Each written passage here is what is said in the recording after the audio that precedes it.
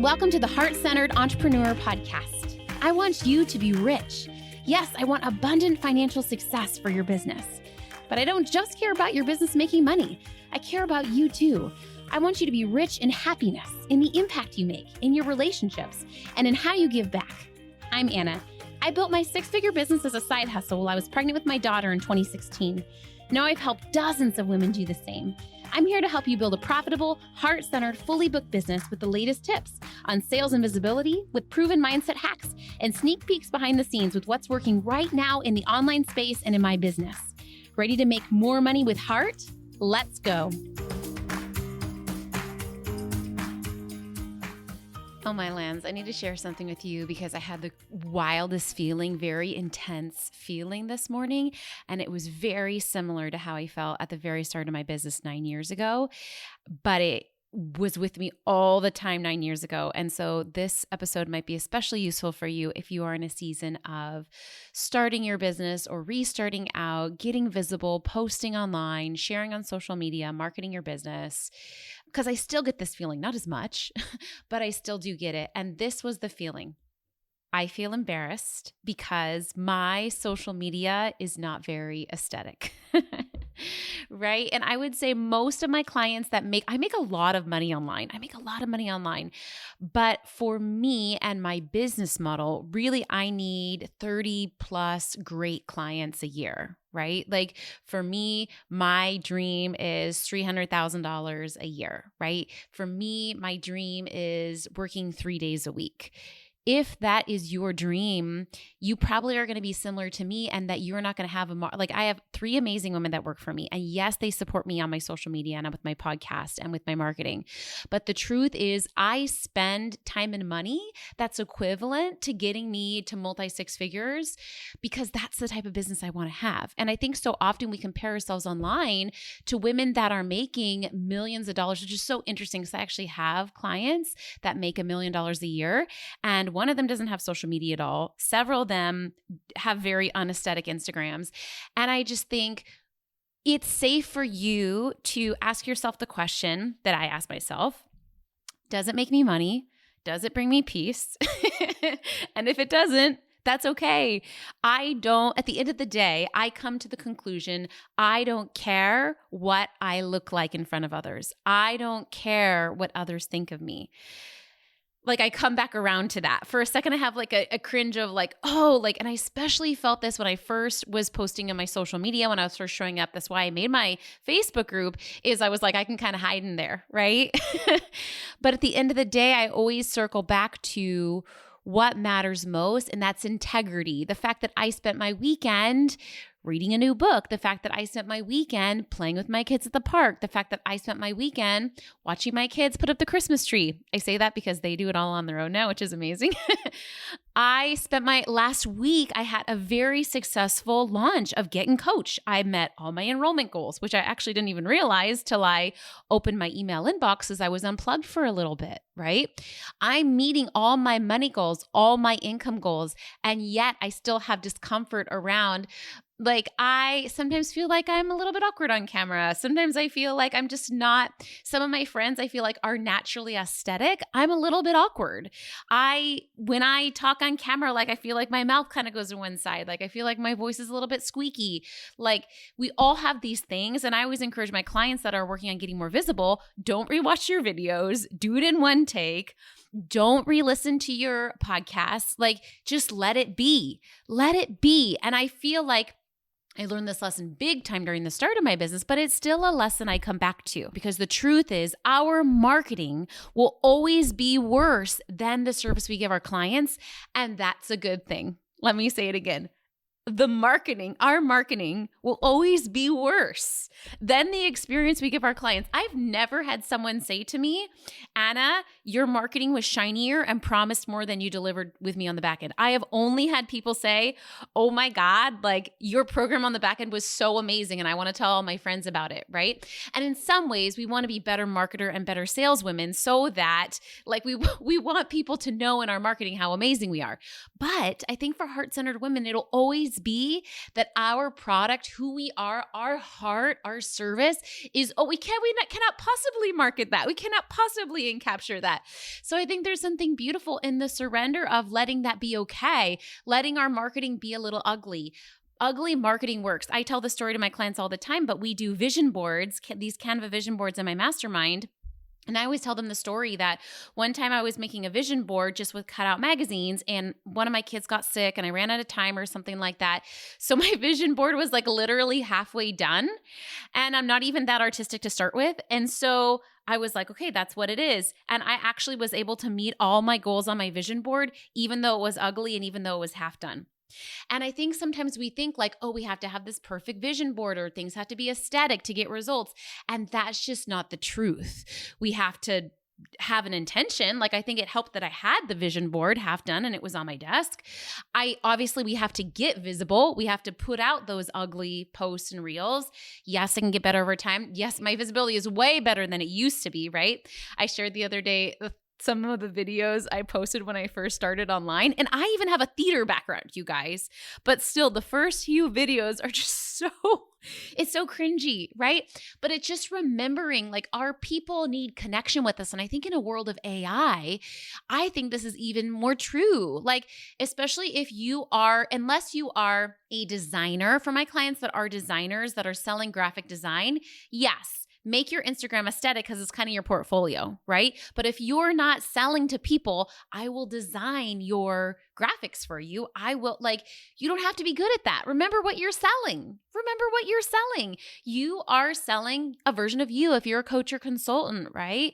And I even think for my clients that are graphic designers and website designers and stuff like that, like we're always our harshest critic, right? No one is examining our work like we are. We are so hard on ourselves. It's called the spotlight effect, right? The psychology tells us we are always worried about what other people think about us.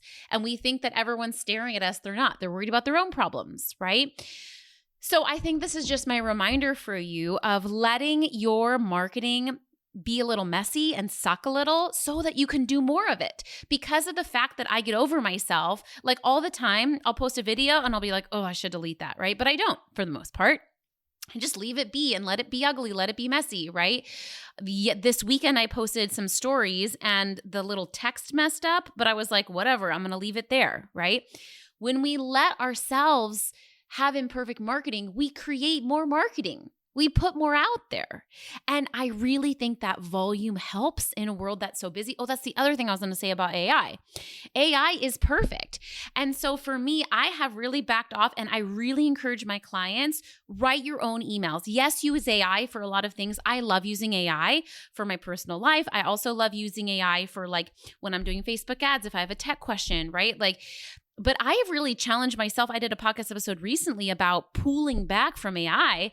And one of those things is my marketing. I didn't ever really use it very much for my marketing, but for the most part, I am writing my emails and I will even sometimes leave in a typo or leave in weird formatting that I just organically made because subconsciously I think it builds trust. And I think if you are having AI write emails for you, over time, you're just going to see a decrease from buyers because they're not getting a whiff of your heart and soul, right? Sometimes I will paste into AI a piece of content and I'll say like, hey, can you find some typos for me?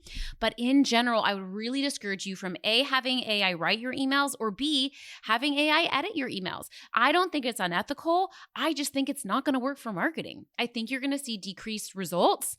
I also told you the other day, I have been doing better at for a while, I was kind of like journaling in AI. But I have really returned to brain dumping in my Google Doc, my daily check-in, the 6 questions I ask myself every day-ish. And then every once in a while pasting something into AI for a reflection. But in general, going back to my own intuition, going back to that space, right? And I think it's so, so important. Okay, so what I want to leave you with, I want to make this one short, but I would love for you to ask yourself, what 2 questions matter to you that you want to ask yourself? I shared that my 2 are, number 1, does it bring me peace? Number 2, does it make me money?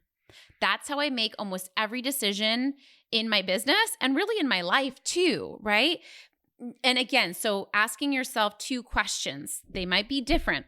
This other thing is 2 reminders. So does it blank? Does it blank? The reminders are, I don't care blank. I don't care blank. Mine are, I don't care what it looks like. I don't care what others think of me.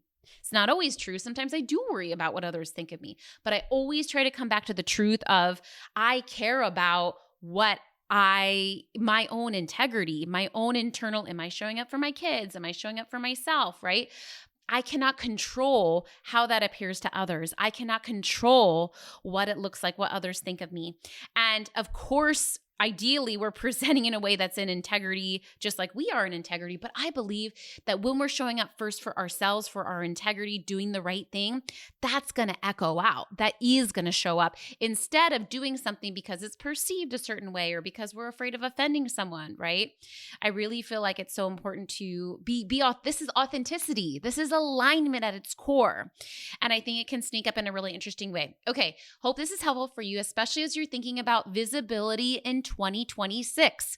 I am feeling like 2026 is going to be a big year. I don't know why. I think it just might be because it's like a decade thing for me. I've been in business for almost a decade now, and maybe even like thinking about the years like 2015 to 2025 and then like 2026 to 2036, right? Like I think it's a new decade. I think it's a new era. And with that, we need heart-centered women getting visible. We need heart-centered women in business. We need heart-centered women making an impact. So I would really take a second to think through, what do you want your visibility to look like in the next year? Or if you've been in business for a minute, in the next decade? What do you want it to look like practically as far as like the platforms you want to show up on? Maybe you want to lean in. For me, I've been really leaning into my podcast and Instagram. That feels aligned for me. Where does it feel aligned for you to be leaning in, using your voice, showing up, sharing your story, making an impact? And again, 2 statements that are like a litmus test for testing a decision, right? Before you go and erase something or censor yourself or filter yourself, right? And then, affirming for yourself what really matters, right? And maybe for me, the opposite of I don't care what it looks like is I care about what it feels like on the inside. Maybe the opposite of I don't care about what others think of me is I care about what me thinks of me, right? I care what I think about me. And for me, I have like close girlfriends that can call me out on stuff. I have my coach, I have my therapist. So it's not that we're not taking feedback. I think it's so important that we do open ourselves to critical feedback, but it's from the people that know you.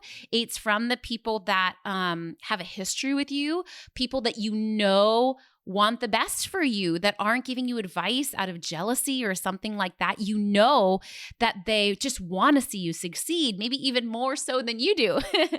And having those people in your corner. Okay, I would love for you to email me back the litmus test questions that you are creating when you are thinking about getting visible in this next chapter.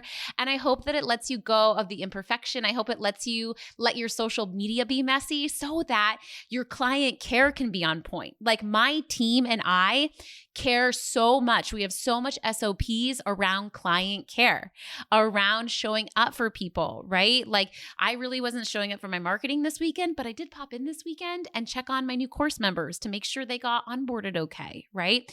Like for me, that's where I'd want to like fudge my boundaries, is showing up for people and caring for my clients, right? Not wasting energy and time on marketing, right? That doesn't matter so much. What matters is your integrity, your service. Okay, sending you the biggest hug. I'm proud of you. It's not easy to be a heart-centered woman out there. It's not easy to be vulnerable, to want to make money, but also not want to be salesy or scammy and want to do it with integrity. But I really believe heart-centered women are the ones that are going to last, the ones that are not going to burn out, right? The ones that are going to make an impact, the ones that are going to be happy. And so I get that it's harder to be heart-centered. I bet sometimes you're like, I wish I could just like not care so much. I wish I could just be a little more salesy or spammy, right? But the truth is you can't, because that's not who you are, right? And I'm so proud of you. I'm here to guide you every single step of the way. I would love to invite you to a free 20-minute on-demand workshop that I've created. If you are a coach or a consultant of some time, you've got to learn this #1 heart-centered business strategy that I teach to help my clients sign clients with heart and integrity. Feel free to check the show notes for the link, or you can send me a message and I'd be happy to send you over the one heart-centered strategy you can use to sign your next 5 paying clients. Come on over to the heart-centered world. I'm so glad that you're here. Thanks for hanging out today. Please hit that subscribe button so you can make sure to stay updated anytime a new episode drops. And I would love for you to join me in my free Facebook community. It's called The Heart-Centered Entrepreneur. We discuss the podcast episodes. I regularly go live and do free trainings. And you may even meet your newest biz bestie. So you can join at heartcenteredcommunity.com. It's absolutely free, and I cannot wait to see you in there.